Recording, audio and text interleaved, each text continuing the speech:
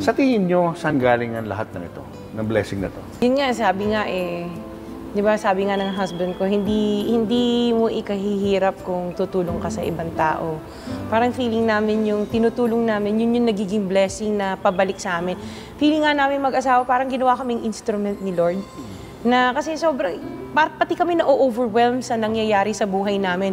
Kasi never in your wildest dreams, makakaisip ko na magkakaroon kami ng ganito. Oo, parang nananaginip lang kami. Pero yung pagtulong namin sa tao, parang yun yung kung bakit kami nababalikan pa ng more.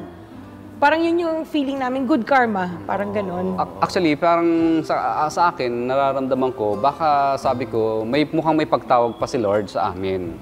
Baka mamaya itong mga bagay na ito ay pinahiram lang ni Lord sa amin para sa isang bagay na magamit namin, para isang next na uri ng pagtulong. Baka mamaya ito ang ginawa niyang paraan upang makatulong kami sa iba pang mga tao na talagang walang-wala dahil inisip ni Lord na kayo lang pwedeng makadama sa talagang tunay na kanilang damdamin at pinagdadaanan dahil napagdaanan nyo na ito. So kayo ang unang makakaramdam sa kanilang pangangailangan. Nalunong-una, kayo rin ang nakaramdam before nito. Yung pain nila, yung kanilang pagdurusa, pinagdaanan namin. So siguro baka ginamit ni Lord yun, kayo ang gagamitin ko